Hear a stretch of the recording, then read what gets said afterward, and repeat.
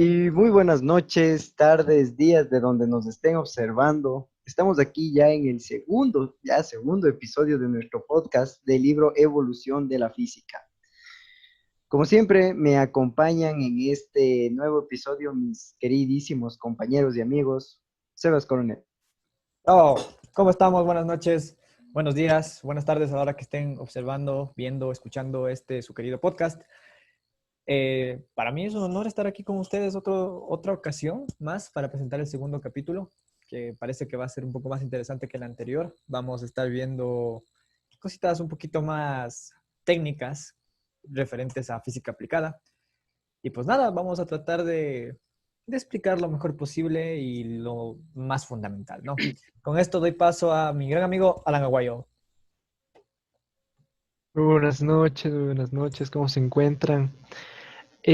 Como ya dijeron mis compañeros, vamos a tratar el capítulo número 2 de este libro que ya hemos venido tratando en el anterior podcast. El capítulo 2 está interesante, solo por el título ya podemos ver que se trata de algo más técnico que el anterior, que no les voy a hacer spoilers del título ya que eso va a pertenecer a mi compañero Kevin, así que dinos Kevin. Sí, bueno, bienvenidos queridos oyentes. Esperamos ser un poco más explícitos explicando este segundo episodio del podcast y sea entendible. Así que en este segundo capítulo vamos a tratar sobre el ocaso de la concepción mecanística de la física. Y bueno, esto empieza con el tema de los dos fluidos eléctricos. Y no sé si amigos se recuerdan el experimento que hicimos en la clase de física que trataba sobre hacer un experimento de electrostática creando un electroscopio para determinar la carga y el efecto que va a tener eso en los papelitos que hacíamos con el experimento. ¿No era eso lo que hicimos con el aluminio y con el alambre de cobre esmaltado? Exacto. Pues en este capítulo también hay algo similar en el que vamos a tratar el efecto que tiene estas cargas con un electroscopio y determinar pues qué efecto tienen en ellas. Ok, ok. Hemos dado paso. Vamos con el título que dice que el caso de la concepción mecanística de la física. Este es el título del capítulo 2. Y vamos al primer tema, bueno, el primero de los subtemas de este capítulo que se llama los dos fluidos eléctricos. Bien, muchachos, ¿qué podemos decir al respecto de esto? ¿Qué les pareció interesante? ¿Qué no les gustó? ¿Qué es lo que me pueden decir de dato? No sé. A ver, yo creo que Además, para más compresión estaba súper bien eso que dijo el Kevin acerca del ejercicio que nos mandó a hacer. Creo que este capítulo está muy, pero que muy relacionado a esto. Entonces, también lo que veía aquí es lo que trata bastante el primer principio de la electrostática. Y ya sabemos que es cargas iguales, se repelen, cargas contrarias se atraen. Entonces, bueno, es muy interesante cómo vemos este libro. Esperen un ratito. Sigue, Sebas, por favor. sí. Pues bueno, estábamos observando aquí, como dijo Kevin anteriormente, sobre lo que viene siendo el electroscopio. El electroscopio no es nada más y nada menos que una herramienta que utilizamos para observar qué cargas tienen ciertos materiales a ser frotados o generando una fricción y ver qué efecto producen estos. Actualmente, como vine mencionando, los electroscopios se pueden hacer de manera casera, no tan complicados ni tan pues, elaborados como se podría decir, sino bastante sencillitos y bastante pues, simples que se puede realizar con cualquier material en casa, siempre y cuando cumpla ciertas características. Eh, ¿Saben cuáles son estas características, muchachos? Hablas de la expulsión a los cuerpos y eso. No, las características que deben tener los materiales, las características que deben cumplir los materiales para hacer el electroscopio. Por ejemplo, en este capítulo se nos denomina, pues, que van a ser hojas de oro, las cuales se van a separar o se van a unir conforme nosotros pongamos una carga positiva o negativa. Pero en el caso de nosotros en la vida cotidiana no podemos usar oro. O sea, es un material exageradamente caro. Entonces, la característica que cumpliría ese material sería que sea metálico, que sea de una superficie metálica y conductora de electricidad. A eso me refiero.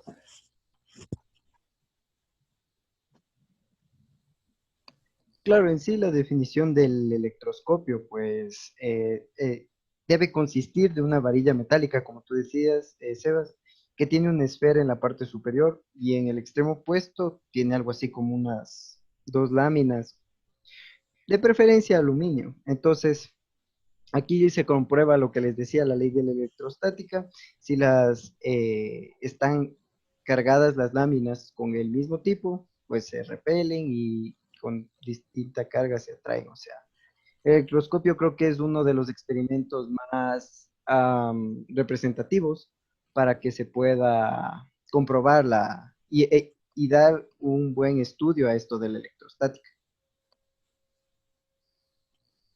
Pues sí, pero como te venía mencionando, es algo que podemos replicar actualmente muy fácilmente en, en nuestros hogares, como te dije, cumpliendo ciertas características. Yo intenté hacer el electroscopio, pero con una botella de plástico. Cabe recalcar que no funcionó. ¿Y por qué? Porque tal parece ser aislante. O sea, el plástico obviamente es aislante, pero cuando ocupé una botella de vidrio, obviamente seca por dentro y pues sin humedad, la corriente circulaba sin ningún tipo de problema. Entonces, sí hay que tener en cuenta para hacer un electroscopio los materiales que vayamos a usar.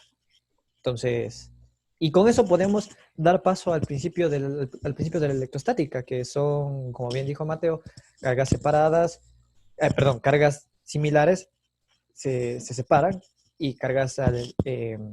alternas, opuestas, se atraen. Eso se puede decir.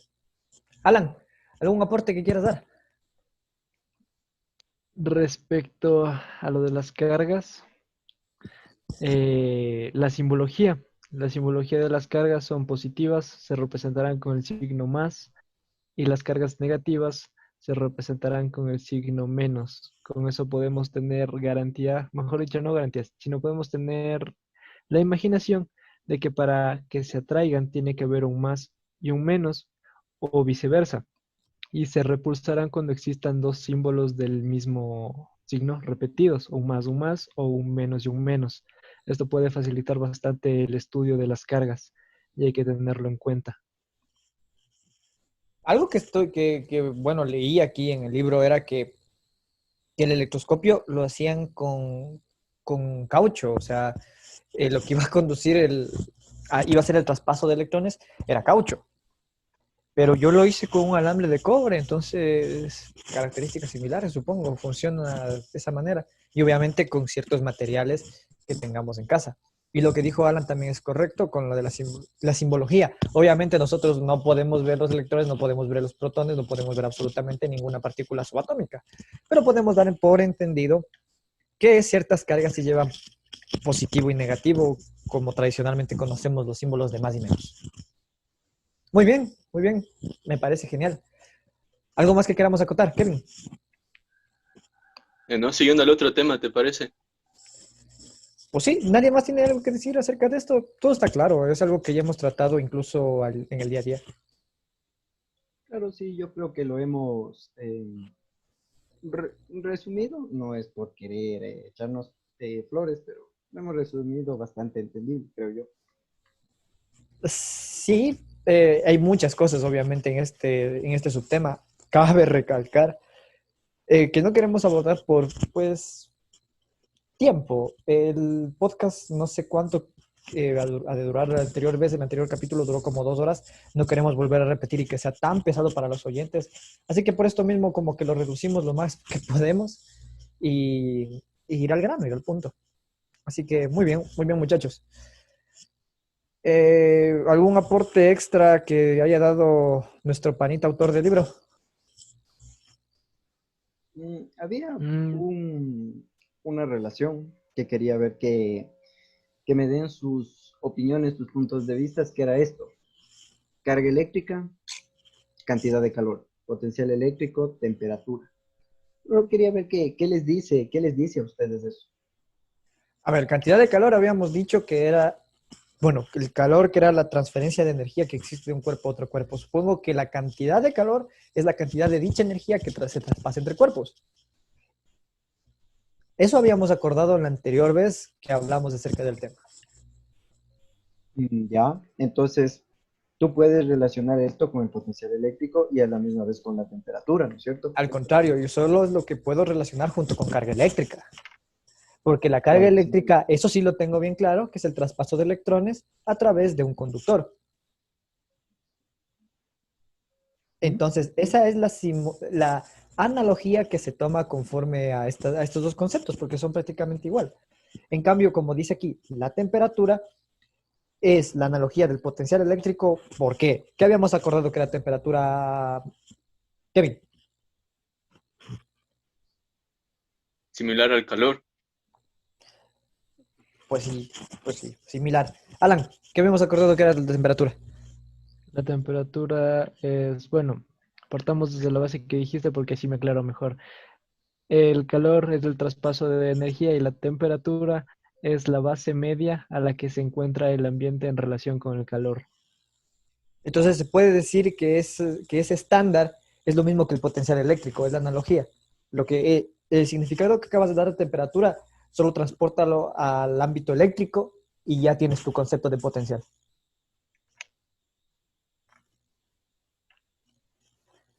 Eso es lo que yo entiendo. Mateo, no sé qué era lo que tú estabas, no sé, pensando, pero compártenoslo, por favor, si estamos en lo correcto o nos estamos equivocando rotundamente. No, no, está muy bien, está muy bien. De hecho, como te decía, eh, está muy bien, más bien por tu concepto. La relación está muy, muy, pero que muy bien. Entonces, aquí viene anexo también algo más grande con lo que es temperatura, potencial eléctrico. Entonces, sí, a mí, la verdad es que quería escuchar sus interpretaciones, entonces, pues me dejaron bastante satisfecho a mi opinión. Ok, me agrada escuchar eso. Kevin, damos paso al siguiente subtema, si les parece a todos, claro. Sí, lo que ¿Sí? no me fijé es si en esta parte contamos que existe un vector en, en esto de las cargas. No, no sé si lo llegamos a mencionar o no. No, no, de hecho me acabas de sorprender cómo que vectores en carga. Claro, porque tenemos los casos de repulsión y atracción. Esto genera una fuerza y la fuerza es un vector.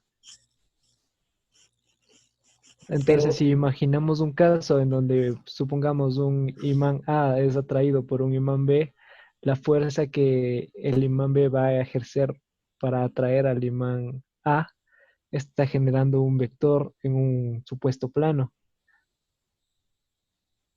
pero eso ya estamos hablando de fuerzas. Y cuando queremos calcular esa fuerza, va a ser vectorial, más no la carga. La carga jamás va a ser un vector.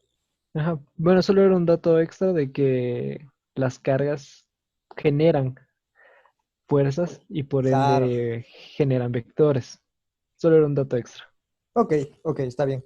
Es lo mismo que cuando hablamos de campo eléctrico, que también abordaremos esto más adelante.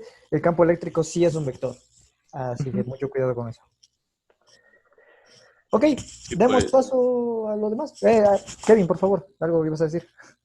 siguiendo con el tema, pues, ahora nos toca hablar sobre los fluidos magnéticos. Y pues comenzar aquí diciendo que de niños creo todos hemos jugado con imanes y así. Y hemos observado que si le cogemos de un lado así a dos imanes, a veces se repelen y de otro se atraen. Y pues esto nos da un pequeño entendimiento más después ya haciendo cálculos, todo esto, aprendiendo más sobre el tema, que estas son cargas negativas y positivas, que se atraen o se repelen. No me ha quedado tan claro, la verdad. Eh, ¿A qué te refieres con lo que jugábamos, con lo de niños? No sé. ¿Alguien me lo puede explicar?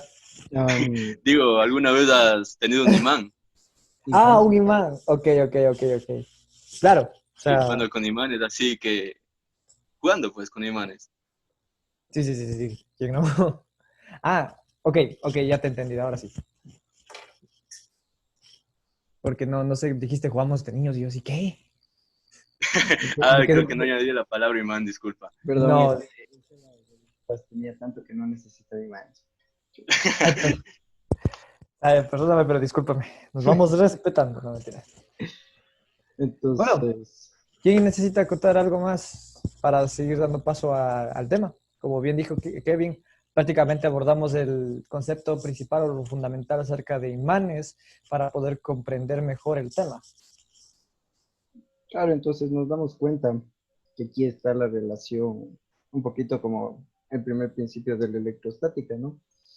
Así mismo es en el magnetismo.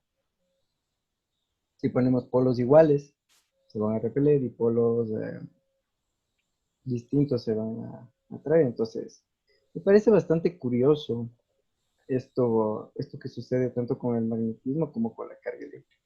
Me gustaría que dar paso a seguir hablando del tema, adentrarnos más en este subtema para poder nutrir también a nuestra audiencia con bastante, con bastante conocimiento.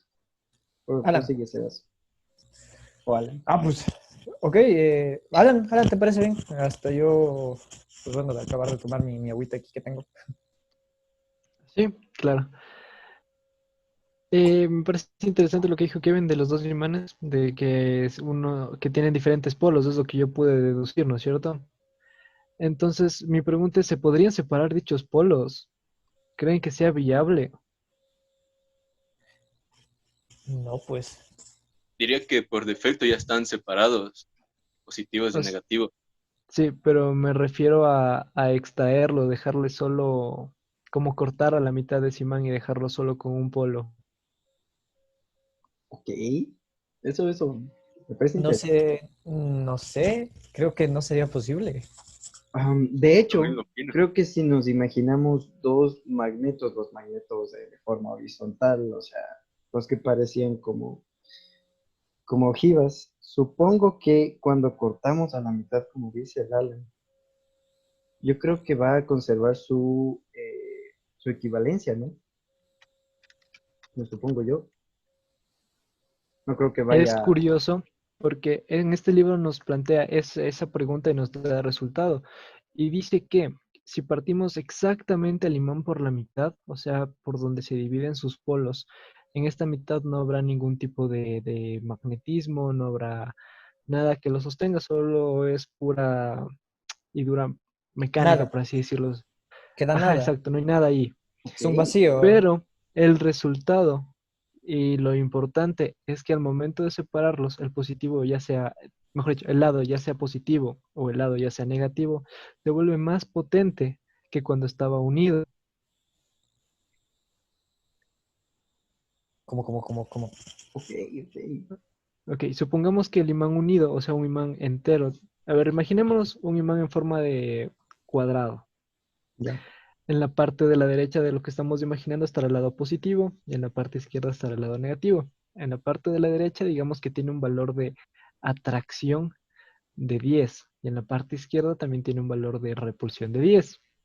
Entonces lo que nosotros hacemos es cortarle por la mitad exacta y ahora ya tendremos solo el imán de la derecha por un lado, que ya no tendrá un valor de 10, tendrá un valor de más, puede ser un valor de 15 de atracción y en la parte de la izquierda podrá ser un valor de 15 de repulsión. O sea, al momento de separarles, aumenta sus estadísticas, por así decirlo. Ok, Ok, ok. ya me quedó mucho más claro.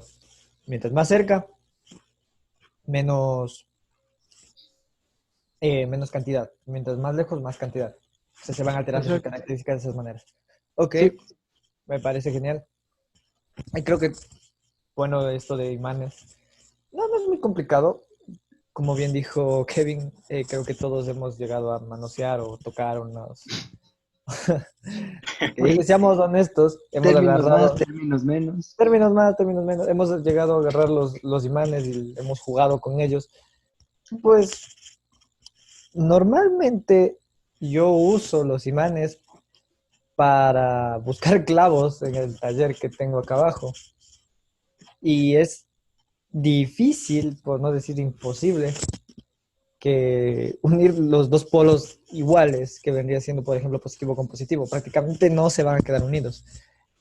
Entonces va a quedar como una especie de vacío y va a sentir como que se quiere ir para otra dirección y no se van a pegar, si es que no es por otra dirección. Entonces, creo que es lo que querías expresar, Alan, de una manera un poco más práctica, por decirlo de alguna forma. Sí, se podría decir, ¿no? Ok. Sí, bueno, de chiquitos, ¿quién no intentó eso, no? Como decía Kevin, con los imanes, en vez de que se peguen, hacías toda la fuerza del mundo para que se unan y no sé, eso me entretenía más incluso que pegar los imanes, obviamente. Pero lo que tú dices, Sebas, son utilidades que se usa el magnetismo para la vida diaria, entonces ese es un tema bastante extenso y bastante, no es complejo, pero sin embargo es un tema que, am, no sé, me parece fascinante cómo es que todo esto que pasamos por alto usamos en la vida diaria. Pues sí. Sí, de hecho podríamos aumentar el sentido de eso y hacerlo más global el sentido de los polos, así positivo y negativo. ¿Qué tal si esto lo hacemos a nivel de la Tierra?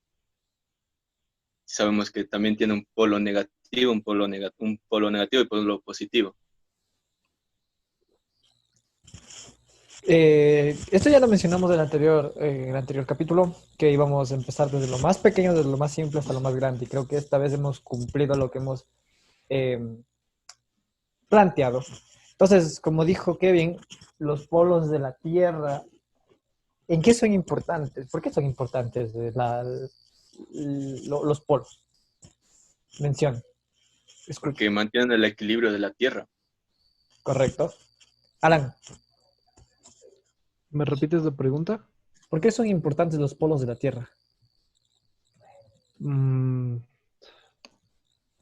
buena pregunta, no tengo la idea, pero no sabría expresarla. Trata de hacerlo, para eso estamos aquí. Creo que los polos son importantes. Bueno, a nivel físico no tengo idea, pero sé que a nivel de naturaleza son los que mantienen un equilibrio en el ambiente. Y que cualquier fluctuación importante o mínima en dichos polos puede llegar a generar grandes problemas, ya sean terremotos, maremotos y todo ese tipo de cosas. Ok. Pero a nivel físico no sé cuál sea su relevancia. Eso es lo que dices en ambiente, ¿no? En gestión ambiental. Ah, Mateo, ¿por qué son importantes los polos de la Tierra? Los polos de la Tierra, según yo, según un análisis mío, no sé si estará correcto, les digo, no soy experto, pero yo creo que puede relacionarse bastante a cómo está la Tierra en órbita. eh, entonces yo creo que mantiene un equilibrio, ¿ok? Hay un campo magnético que le rodea a la Tierra, sin embargo necesita dos lados para mantenerse la Tierra estable, porque si ustedes se dan cuenta, el movimiento traslacional y rotacional, pues es un movimiento horizontal, más no un movimiento vertical. Entonces creo que los polos influyen bastante en esto, en el equilibrio en la Tierra, creo yo. O sea, puedo estarme equivocando, pero es un análisis nada más. No, de hecho estás en lo correcto. Eso es lo correcto. Eh, pero, por ejemplo, bueno, sí está bien lo que ustedes están diciendo, pero yo les pregunto ahora, cuando yo les menciono que el polo norte y el polo sur, ¿cuál creen que es el positivo y cuál creen que es el negativo? Mm, ah, yo creo que Podríamos destinarlo como un eje No, no, no. y decir que el de arriba es positivo y el de abajo es negativo. Ya, ok. Ok, buena respuesta. Alan, ¿qué piensas? yo pienso que tienen los dos tipos de magnetismo, positivo y negativo. Imaginemos un círculo, bueno, no un círculo porque el planeta no es un circular, pero supongamos que el planeta fuera circular. En un punto vamos a ponerle al polo norte y en el otro punto exacto, pero, o sea, en el mismo lugar, no, ¿cómo sería? En la misma ubicación, pero recorriendo el medio círculo, el polo sur. Entonces, si lo imaginamos en 3D, va a tener sí o sí una parte positiva y una parte negativa que contrarreste con la parte negativa del sur y la parte positiva del sur también. No sé si me doy a entender. Sí, sí, sí. Válido Sí, también. Yo Bastante me válido también. imagino que es así.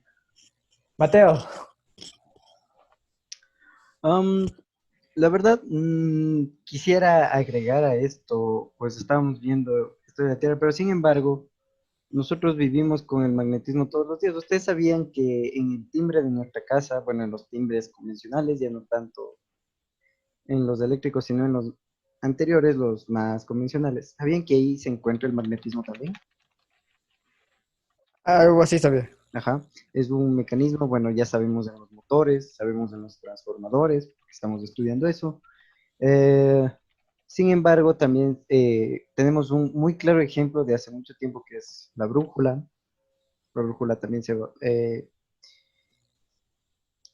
basa por esto del magnetismo. Y bueno, em, a lo que me refiero es que pues estamos viviendo todos los días ah, guiados por leyes distintas leyes de la física y no tomamos en cuenta, pero al ponernos a analizar yo creo que nos damos cuenta que es un tema muy extenso y que no solo eso, sino que pues si quisiéramos analizar todo lo que sea el magnetismo, pues nos comería todo el podcast e incluso este y el otro episodio. Pero quisiera dejar mi argumento como que el magnetismo es un factor fundamental en nuestra vida. Bueno, eh, podemos decir eso, sí, pero, mucho ojo. La realidad de las cosas es que el polo norte es el polo negativo de la Tierra y el polo sur es el polo positivo. No es como dijo Alan, que puede adoptar cualquier valor, no. Es más bien lo que dijo Kevin, que dijo que se puede trazar un eje vertical, como lo dijo él, pero él simplemente se confundió de cargas. En realidad es el polo sur quien opta por el aspecto positivo y el polo norte el aspecto negativo. Bien, pasamos al siguiente tema. ¿Cuál es el siguiente tema, por favor? O subtema. Y bueno, el siguiente tema sería, ¿cuál? Alan, ¿me ayudas, por favor? Sería la primera dificultad seria. Dije 2 veces seria. Lo repito. El tema es la primera dificultad seria. eh, Esto hace referencia a que en el momento en el que está escrito ese libro, que ya lo dijimos que es en la antigüedad, se resolvían la mayoría de problemas desde una posición filosófica, pero quedó comprobado de varias formas que esto no era suficiente para demostrar y dar solución a ciertos fenómenos de la naturaleza, por lo que se creó la manera mecánica. E incluso esta llegó a fallar, como se va a demostrar a continuación, y esto generó bastantes problemas porque ya no había una manera segura de encontrar el porqué de los fenómenos naturales. sí, pues en este progreso de la electricidad como una rama de ciencia, el descubrimiento no fue tan exacto así hecho por hombres científicos, sino fue descubrido por un hombre médico normal que lo descubrió mientras disecaba una pata de rana, en el cual agarró un gancho de bronce del que colgaba la pata y pues surgió una pequeña descarga. Ah, los impulsos eléctricos a los nervios de la rana. Sí, Ah, eso es lo que han parodiado en mis secuantísimas películas, hermano. Como por ejemplo Frankenstein. Frankenstein y Frankenweenie. Estaba pensando en esa película. Pero Ujú. bueno. Ah, ok, me parece interesante. Tal parece que gente natural como tú, como yo, como cualquiera puede descubrir este tipo de cosas. Vaya. Ok, me parece genial. ¿Esto fue en qué año? ¿En principios de o a finales de qué siglo? A finales del siglo eh, XVIII. 18. Exactamente en el año 1737. Ah, era nomás. Ok. Interesante, me parece genial. Ya ves tú que casi siempre estos descubrimientos, no Pero yo sé, digo que probablemente esto ya se haya descubrido desde antes ya, porque descubierto, querido amigo.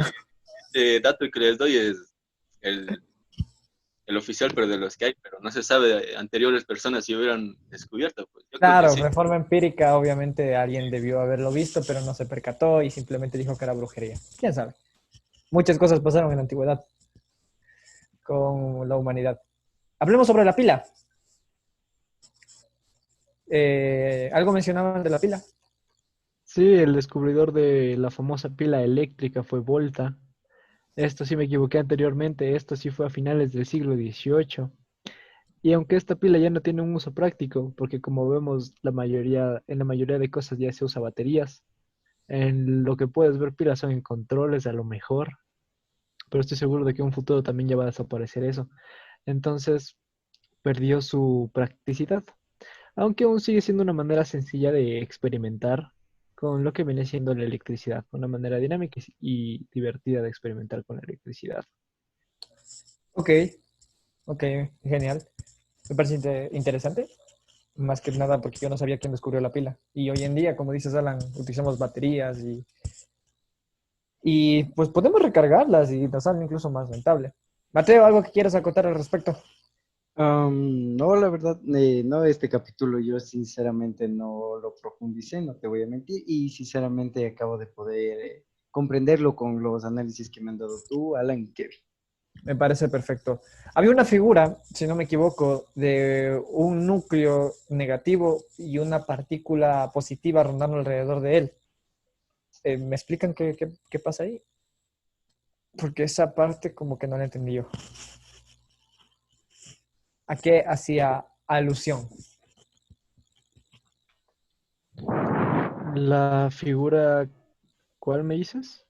Es la figura 35, si no me equivoco. 35 creo que es.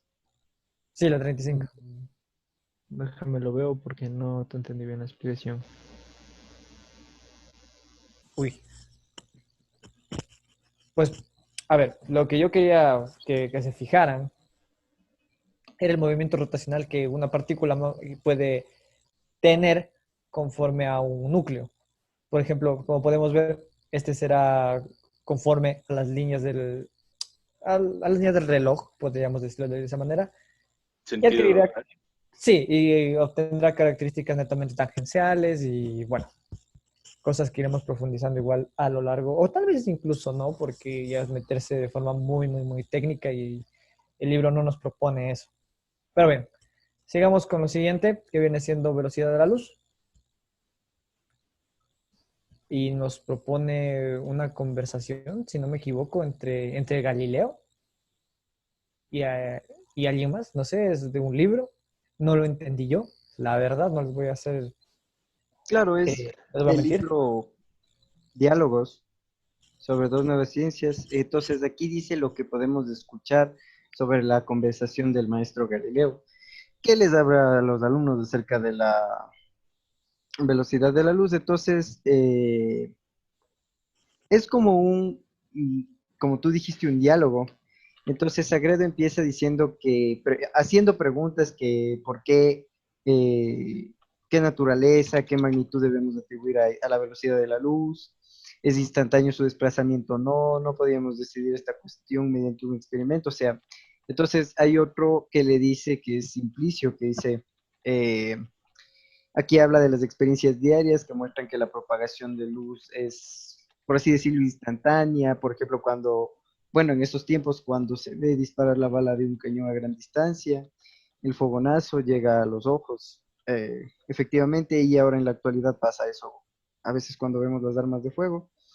Entonces, también habla acerca del sonido que se percibe luego del intervalo notable que hemos visto la luz. Entonces, eh, podemos ver que desde antes, desde los tiempos de Galileo, estaban ya pensando ya muchísimo más allá, que es lo de esto de la velocidad de la luz. Entonces yo quisiera que me den ¿cómo podría decir? sus argumentos de conocimiento, porque yo sé que esto han escuchado muchísimo. Entonces quisiera saber qué saben y qué podríamos debatir de esto. Yo, por ejemplo, Em, hasta ahora el sueño del ser humano es alcanzar esta velocidad con alguna máquina, de alguna forma, pero trata de controlarla. ¿Qué más pueden Esto, decir? esto es muy metido en la ciencia ficción y creo que hasta cierto punto la ciencia ficción nos ha mentido demasiado con lo que respecta a la velocidad luz. Yo de recuerdo muy hecho, yo he clara. escuchado que, Sigue, por favor. oh, bueno, disculpa por interrumpirte, pero No, no, te hemos ya, interrumpido a ti, Kevin, la plena. no, bueno, No, sigue, sigue. no porque quería comentar lo del Sebastián, así que bueno, te iba a decir que, de hecho, yo he escuchado que la velocidad no, la luz que nosotros percibimos así del sol es ya desde hace años, porque ha estado viajando por el espacio y, y ha llegado hacia nosotros. Y no sabría decir si esto es cierto o no. Yo también he escuchado eso. Que obviamente hay una distancia bastante considerable entre el Sol y la Tierra y obviamente va a haber en eso una gran demora de llegada entre los rayos del Sol y todo lo que tú acabas de decir. Pero es por lo mismo, por exactamente la relación entre la distancia que tiene la misma. Así que pues, no hay mucho que argumentar al respecto. O eso pienso yo, no sé, alguien tenga lo contrario. Lo que yo me quería referir es que cuando mencionan velocidad luz, a mí no sé por qué se me viene a la mente exactamente lo que mencionan en Star Wars, cuando viajan por hiperespacio y dicen vamos a velocidad luz, en realidad es una velocidad mucho, pero por muchísimo más potente que la que experimentan los cuerpos actualmente y obviamente en este espacio luz existen deformaciones y varias cosas en el espacio y la distorsión, pero esto es meterse mucho en ciencia ficción. Yo por ese lado conozco el concepto este, pero de ahí, pues no mucho. Alan, ¿puedes decir algo al respecto? Sí, de hecho yo en un punto llegué a tener una conversación con una amiga y tuvimos un como debate sobre la luz precisamente, ya que, bueno, primero quiero saber si ustedes saben lo que es una partícula. ¿Tienen la idea clara de qué es una partícula? Sí. Ya, y tienen la idea clara de qué es una onda. Pues sí. Listo. Entonces, el debate empezó por esto, porque yo defendía que la luz es una onda. Porque si bien hemos visto cuando entra un rayo de sol, lo imaginemos por una abertura de la ventana de la cortina, sí o sí hemos visto que entra como un rayito, ¿no es cierto? Sí. Sí, Ya, entonces, según yo, eso era una onda, porque la onda tiene esa característica de ser como una línea en 2D. Sin embargo, también es cierto que la luz transporta calor, por lo que las ondas no pueden transportar ningún tipo de propiedad. Digo, sí, las ondas no pueden transportar ningún tipo de propiedad, por lo que tendría que la luz ser una partícula. Y entonces se generó en base a eso. ¿Ustedes qué piensan? ¿Que la luz es una partícula o una onda? Pues ninguna de las dos. No, no. pues Entonces, según lo ¿qué que es? dijiste, diría que fuera una onda. Sí, o sea, lo más común que se puede decir es que es una onda. Hasta ahorita no existe una respuesta fija a eso. Lo que se ha aceptado más en la comunidad científica es que hay una dualidad entre onda y partícula, y eso es lo que es la luz, una dualidad onda-partícula. Un concepto totalmente unificado. Ajá, Ok. Lo concatena dos conceptos y los hace uno solo. Me parece interesante. Mateo, ¿algo al respecto? y como dato curioso antes de pasar, la luz desde el sol hasta acá tarda 8 minutos con 20 segundos en llegar. Entonces Kevin sí estaba equivocado en lo que había dicho. Sí, Yo porque también. había escuchado que esa luz era ya desde hace años Sí, yo también había y había escuchado una algo diferencia grande. parecido, pero creo que es más subjetivo que objetivo lo que escuchamos. Pero bien, Mateo, ¿algo que decir? No, la verdad no tendría nada que agregar por el momento. Ok, ok. Entonces, podemos hablar, la luz considera como distancia. Creo que aquí entramos un poco más de lo que dijo Alan.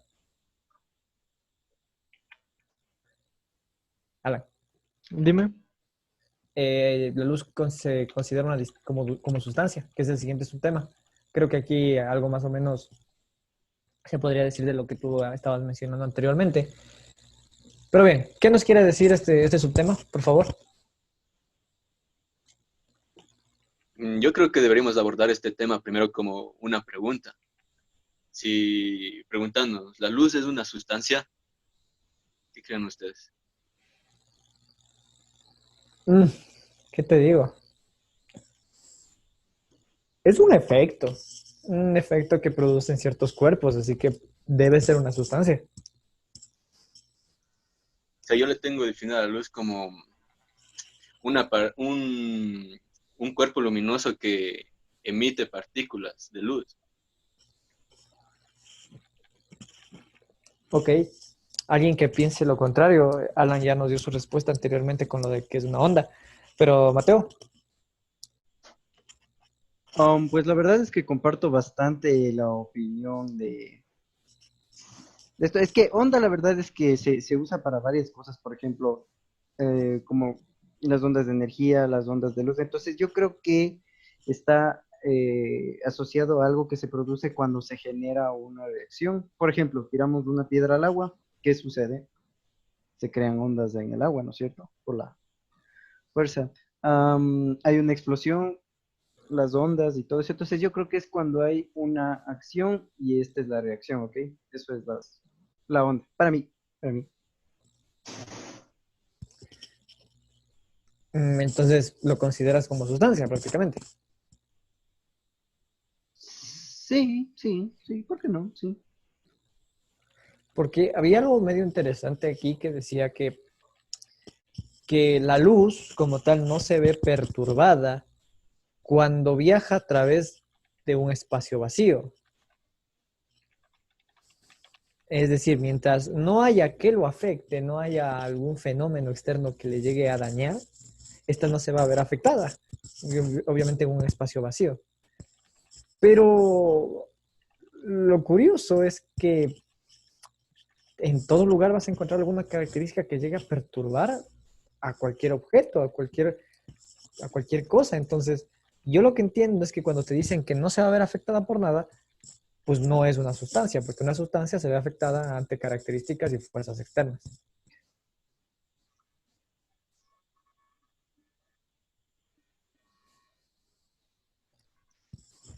Am, ok. Es que claro, la sustancia tiene propiedades. Por ejemplo, una sustancia puede ser... es que depende si es una sustancia líquida. Porque las sustancias líquidas ya sabemos que tienen viscosidad, tienen... no sé cómo se llama a la propiedad que las hace más resistentes al calor o al frío. Entonces, tienen propiedades. Kevin, Pues sobre este tema, no, la verdad, porque no estoy muy informado sobre este. bueno, al referirse a espacio vacío, se refiere más bien dicho a donde no se va a ver perturbado. Entendemos que en todo lugar va a haber características, pero en este caso no le va a alterar del todo la luz. Pero no consideramos un espacio vacío cuando en el camino de la luz ponemos un vidrio, o ponemos un espejo, o ponemos, yo qué sé, alguna superficie reflejante.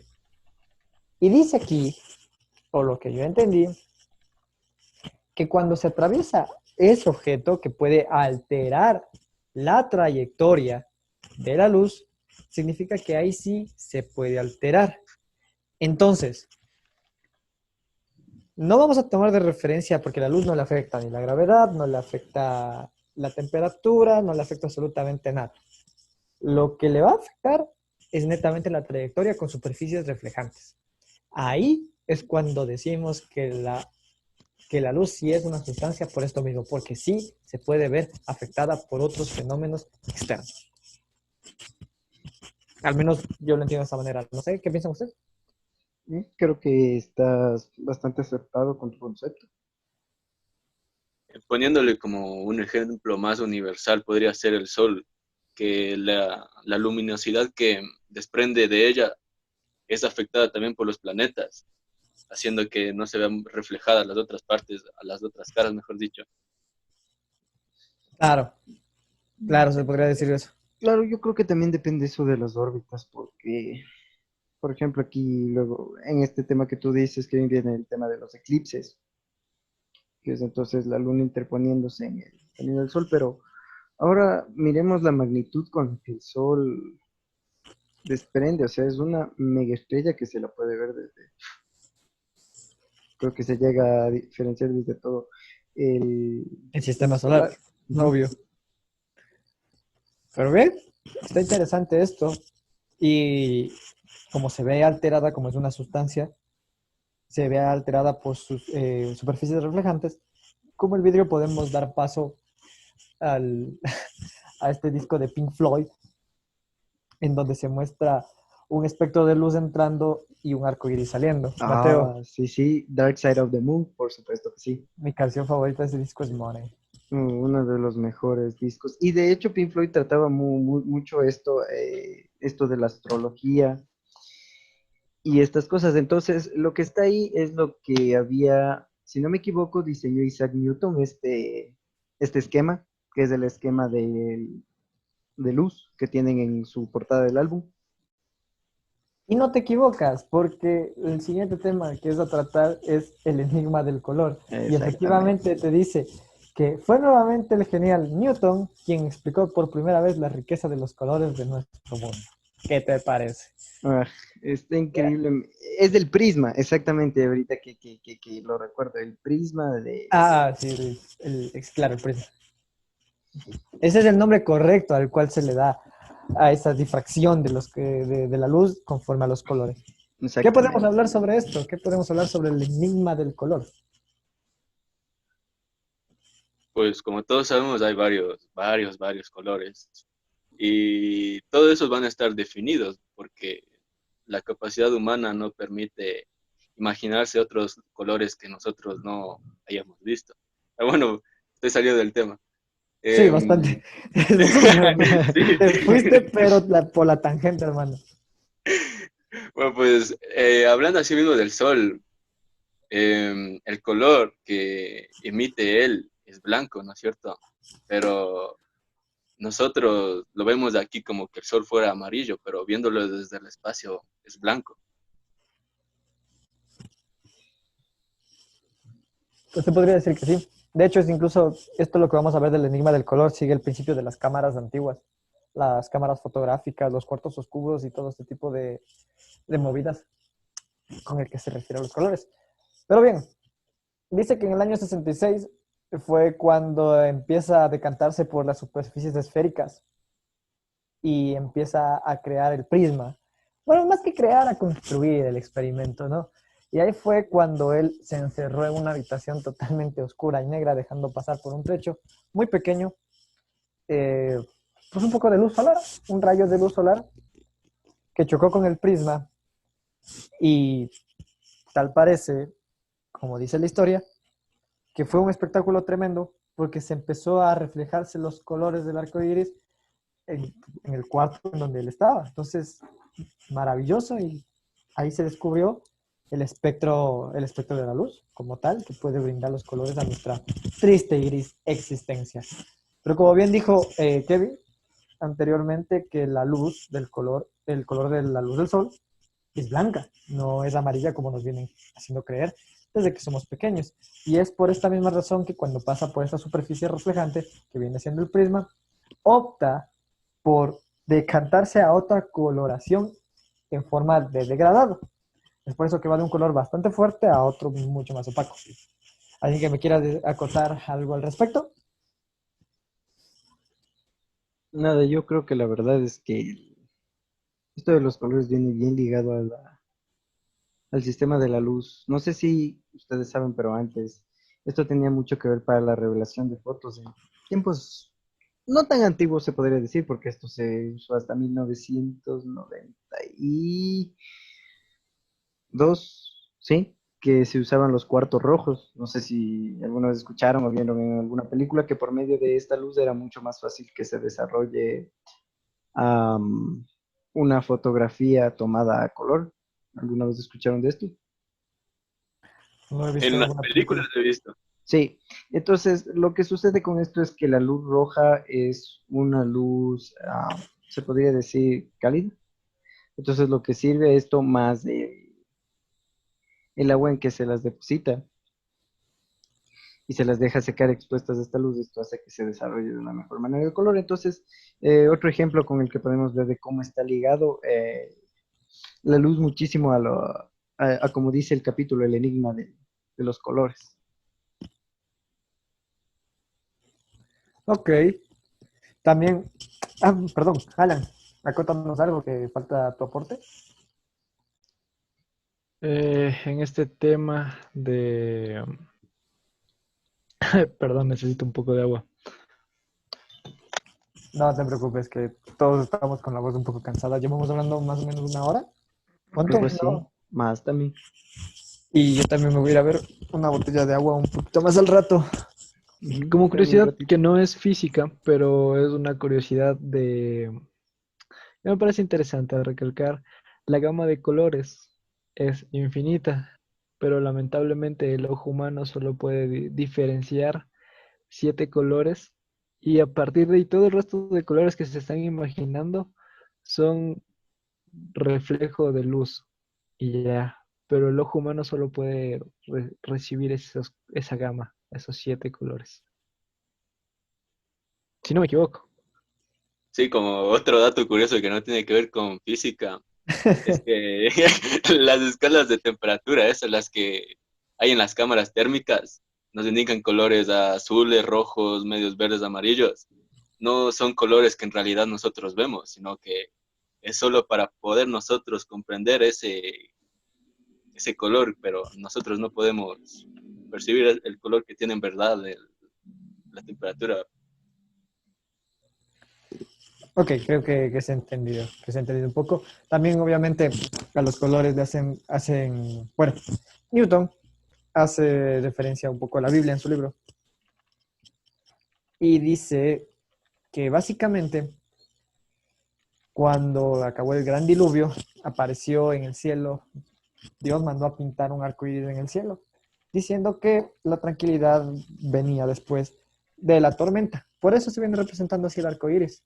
Lo que se llegó a comprobar es que en realidad, voy a sonar muy, muy, muy, no sé, con un argumento un poco ateo, aunque la verdad soy creyente, nada que ver con lo que estamos hablando, pero lo que explica es que tal vez sí fue una coincidencia de que la luz entrara,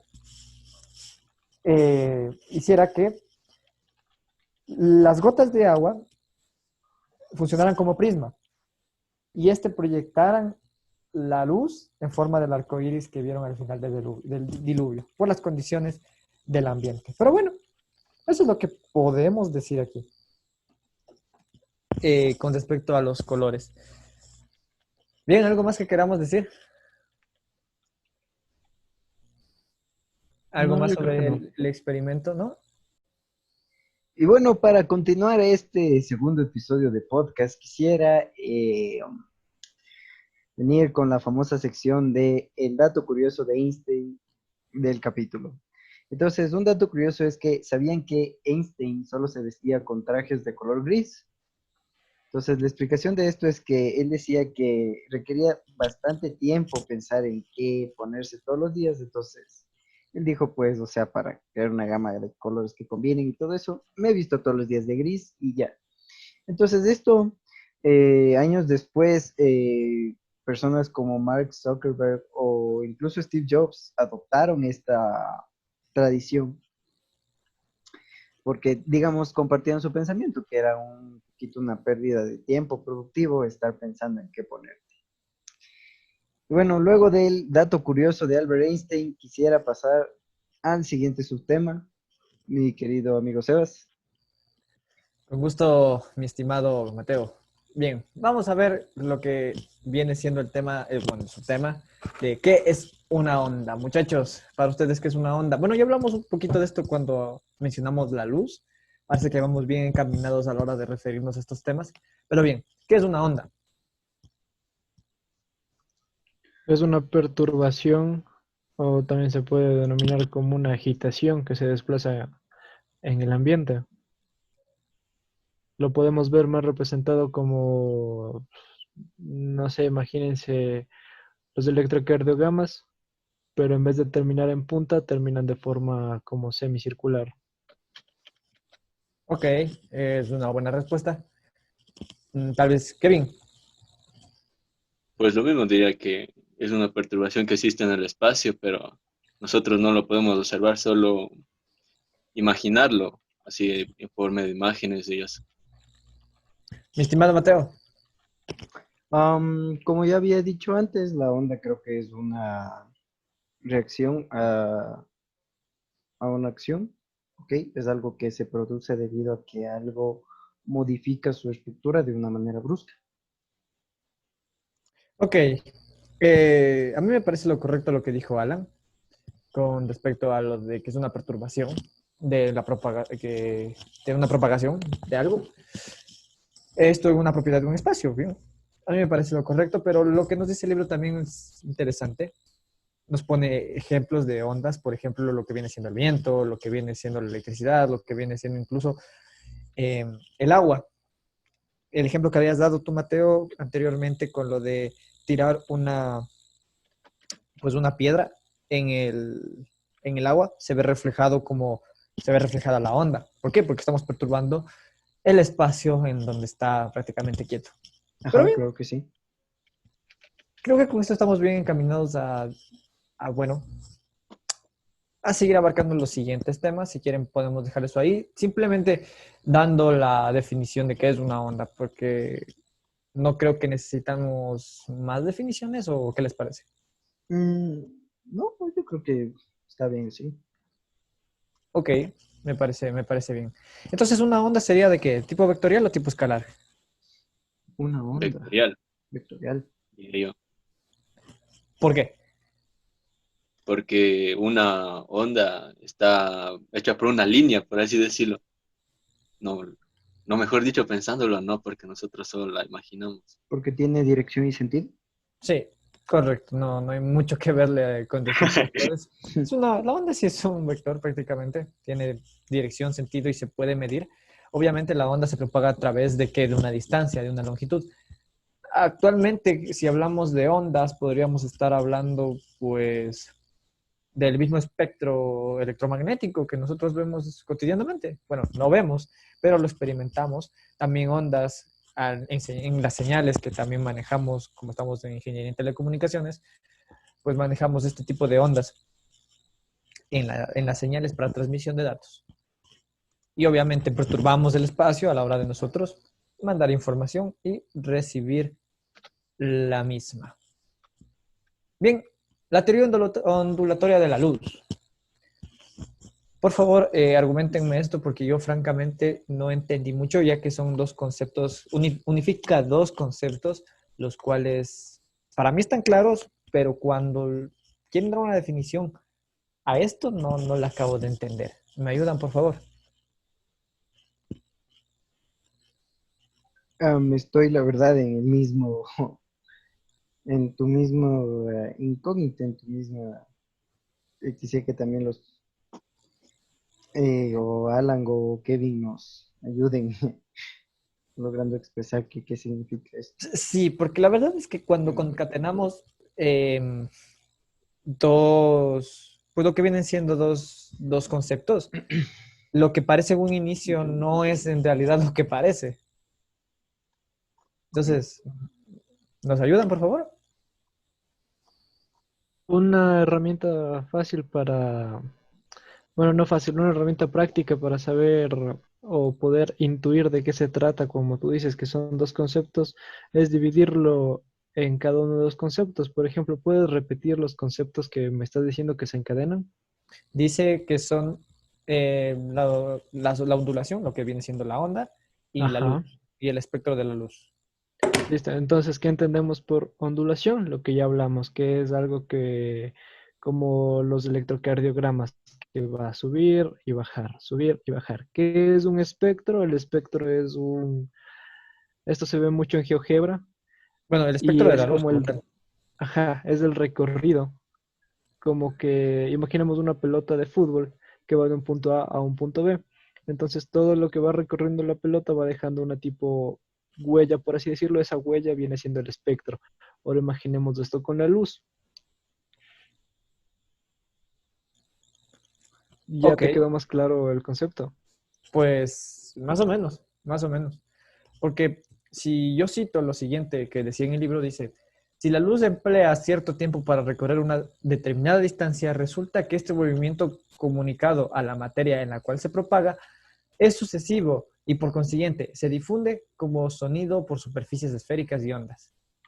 Y las llamó ondas por semejanza con las que se forman sobre el agua cuando se arroja una piedra. Supongo que aquí hace la analogía con respecto a la propagación de la onda referente en algún sistema físico, ¿no?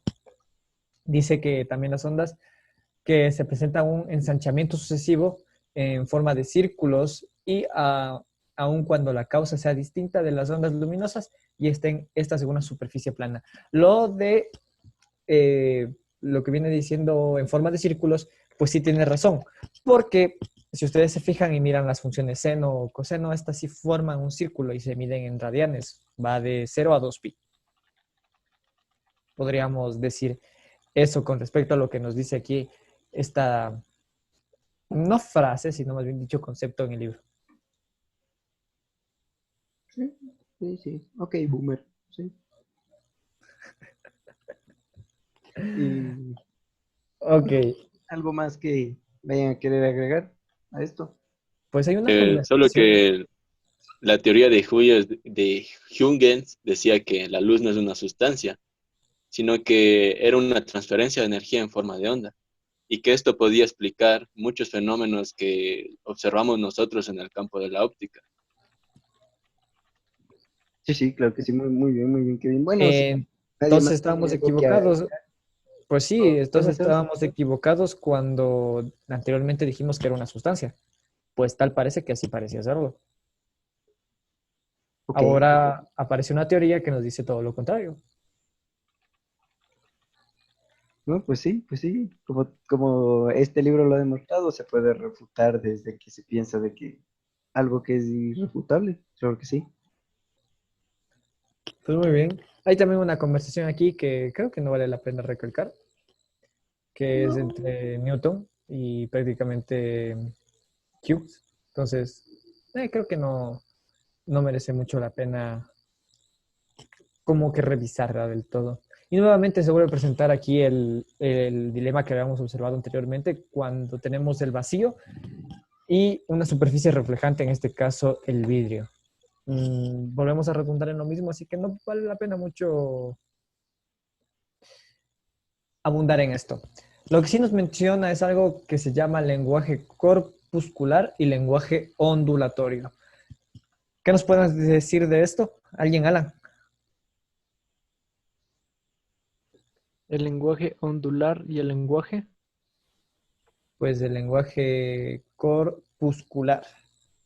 corpuscular. El segundo no te lo manejo, pero el lenguaje ondulatorio me imagino que hace referencia a las características fundamentales que tiene una onda, que recordemos son amplitud, longitud de onda y frecuencia.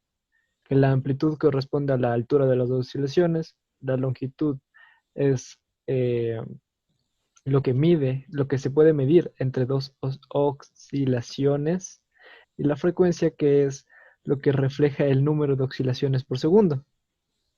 Entonces me imagino que debe hacer referencia a estas características que son fundamentales, como ya dije, en las ondas. Pues sí, pero aquí también hace mención al éter, que dice, bueno, dice que los rayos de distintas longitudes de ondas pertenecientes a los distintos colores tienen una misma velocidad en el éter, o sea, en el vacío. Y dice que la luz blanca es una superposición de diferentes ondas, pero que estas se encuentran un poquito separadas. Y bueno, el lenguaje corpuscular, ¿me ayudas con eso, Mateo? Sí, sí, ok. Pues, sinceramente, en este tema lenguaje corpuscular sí que eh, sí que No lo tuve vienes que darle manejando. bastante análisis, ¿no? Ya Ok, que pues esto se basa, pues, valga la redundancia, en el corpusculamiento, que bueno, esto es una teoría física eh, que dice que todos los cuerpos, toda la materia está compuesta de corpus, corpúsculos, ajá, perdón, que son partículas diminutas o una porción muy pequeña de la materia. Entonces, esta materia era bastante importante en el siglo, alrededor del siglo XVII, que defendían bastante, por ejemplo, René Descartes, Thomas Hobbes o Isaac Newton. Entonces, o sea, más o menos se basaba también bastante o sea, se fue desarrollando, si queremos relacionar un poco con la física moderna. Había principios que, pues, luego utilizaron estos principios para que sean los principios de la química moderna. Por ejemplo, uno que era la idea que de los compuestos pueden tener propiedades secundarias que difieren de las propiedades de los elementos que se combinan. Para hacerlo, se convirtió en la base de la química molecular. Entonces, em, como estamos viendo, fue algo que sirvió, como les dije, para ir moldeando cada concepto. Por ejemplo, otro decía que la idea de los mismos elementos se puede combinar de manera predecible en diferentes porciones usando diferentes métodos para crear compuestos con propiedades radicalmente diferentes. Esto se usó más o menos, si no me equivoco, para la estequiometría y para estudios de la síntesis química. muy bien, muy bien. Parece bastante interesante. Eh, pues vaya, no te equivocas para nadita, para nadita. Creo que con eso podemos dejar cerrado el tema, ese subtema, y podemos dar paso a lo que viene siendo longitudes transversales de las ondas luminosas. ¿Qué nos quiere decir esto, Kevin? Pues de longitudes transversales o ondas luminosas, pues estaría en los fenómenos ópticos que estarían relacionados con la teoría ondulatoria, supongo yo. Pues sí, no te equivocas, no te equivocas en lo más mínimo. Pero quisiera que profundicen algo un poco más, porque como pueden ver, básicamente es saber, o más bien dicho, preguntarse si tienen una longitud o pueden atravesar algo las ondas luminosas.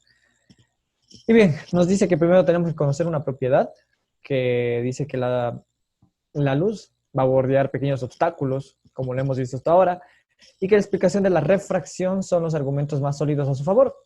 Es decir, que prácticamente no puede atravesar como tal la luz un objeto sólido. Más bien dicho, esta se ve afectada por lo que habíamos mencionado antes de superficies reflejantes.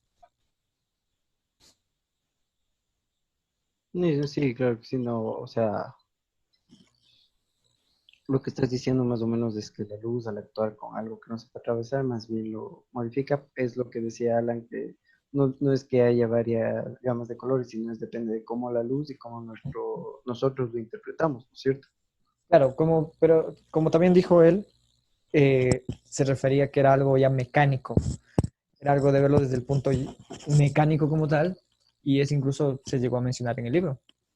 Entonces, también nos plantea siguientes preguntas. Dice, ¿se propaga la luz como el sonido? ¿No? ¿Alguien me puede ayudar? Mm. De hecho, se Pues propaga sí, más rápido. ¿Por cómo? Es lo que decía, que por ejemplo, cuando vemos una arma disparar, podemos ver quizás el destello que causa esta. Sin embargo, el sonido llega luego, pero es por una diferencia muy pequeña. Ok, como muy otro bien. ejemplo añadir por eso de la velocidad de la luz y las ondas sonoras, em, pues todos hemos escuchado fuegos artificiales y algunas veces hemos estado lejos de ellas y se escucha el efecto de sonido que provoca que éstas exploten y tiene un efecto retardado mientras más lejos estés, pero en cambio en la luz diría que es más rápido. Tienes toda la razón. Sí, Nunca sí. me cuestioné con ese ejemplo. Muy bien, Kevin. Me gustó tu aporte. Pues es un ejemplo bastante claro de lo que se refiere a esto, de la luz. Aquí vuelve a redundarse sobre, bueno, lo que viene siendo la refracción de la luz, que ya habíamos mencionado con anterioridad bastantes veces. Pero nos pregunta, dice, ¿podrían ser estos fenómenos explicarse si las ondas luminosas fueran longitudinales? Bien, aquí, si mal no recuerdo, el autor nos trató de convencer de que sí son longitudinales. ¿Por qué? Cito, que dice que en el caso de estas ondas, las partículas de éter se moverán a lo largo del eje que coincide con el rayo incidente. Es decir, que el vacío se moverá conjuntamente con la luz que se transmita sobre dicha superficie. Entonces se puede decir que sí. Pero aquí entramos a algo bastante interesante y es a tratar de contextualizar el éter junto con un punto de vista mecanístico. ¿Me pueden ayudar con eso? Primero, para acotar, ¿me podrían decir el significado de este? Haz cuenta que el éter es el vacío.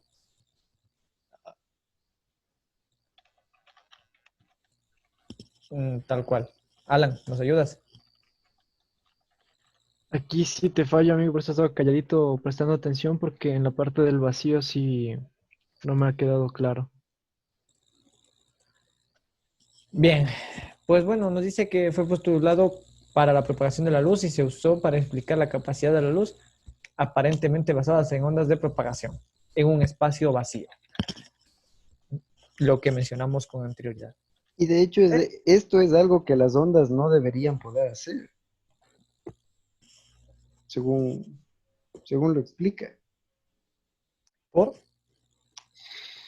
Em, Verás, según esto, la suposición de un plano espacial de éter luminífero, perdón si está mal dicho, en lugar de de vacío espacial. Entonces, proporcionó el medio teórico requerido por las teorías de la onda de la luz. Entonces, la hipótesis del éter, ¿de qué trató? Fue un tema considerable de debate porque ya que requería la existencia de un material invisible e infinito sin interacción con los objetos físicos a medida que se exploraba la naturaleza de la luz. Por ejemplo, en el siglo XIX, las cualidades físicas requeridas de un éter se volvían cada vez más contradictorias. Y bueno, al final del siglo XIX se cuestionaba la existencia de este mismo, aunque no existía una teoría física que lo reemplazara, que lo refutara. Ok, entonces, por ejemplo, Michelson Morley en 1887 dijo que el éter no existía. Eh, bueno, este hallazgo se confirmó en experimentos ya posteriores hasta a eso de 1920, que obviamente se llevó un gran trabajo para explicar la propagación de luz sin que haya un éter.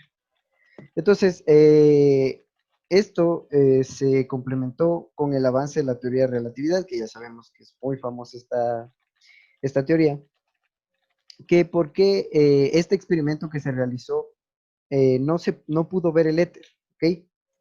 Entonces, pero bueno, el experimento de Morley, de Michelson Morley, junto con otros como por ejemplo el del radiador de cuerpo negro y el del efecto fotoeléctrico fueron unos experimentos que nos ayudaron a estructurar la física moderna. Entonces, esto incluye la relatividad y, si no me equivoco, la teoría cuántica. Entonces, la teoría cuántica es la que explica la naturaleza ondulatoria de la luz. Entonces, bueno, podemos ver que el éter ha sido un tema de bastante discusión a través de los años. Sinceramente, que esto haya dado paso para que se pueda crear la física moderna que hoy me parece increíble. ¿Alguien quisiera acotar algo? Pues yo creo que no. Creo que podemos dar por finalizado. Me encantó lo que acabas de decir. Has expuesto bastantes cosas. Sí. Y pues nada, yo no tengo más dudas y no tengo nada más que acotar. Porque bueno, hace no mucho tiempo, creo que hace un par de meses, vi un artículo en redes sociales que decía que estaban proponiendo que el éter sí existe en el universo, que existe de verdad, que tiene que haber un medio vacío por el cual se transporte la onda. Pero luego dijeron que no, luego que sí, entonces es un tema de debate bastante amplio que podíamos abarcarlo prácticamente en mucho tiempo, pero lastimosamente esto se tiene que acabar. Y bueno, si no tenemos más acotaciones y nada más que decir, podemos dar por finalizada la sesión, si les Pues parece. creo que sí, Alan, Kevin. Sí, a mí también me gustó bastante este de capítulo, bastante de algunos temas bastante de ciencia ficción, se podría decir, especialmente con el vacío, las ondas y todo eso me gustó. Sí, muchos temas nuevos encontrados y aprendizajes nuevos también. La verdad es que a mí también me pareció bastante interesante. Hubo cosas que no me quedaron claras en un inicio cuando leí el capítulo, pero ahora sí, conversando con ustedes y, bueno, dando aportaciones que hemos investigado y consultando, pues me ha quedado bastante claro. Bien, creo que por eso podemos dar por terminado el segundo capítulo del podcast. Próximamente estará publicado y estará el tercero también.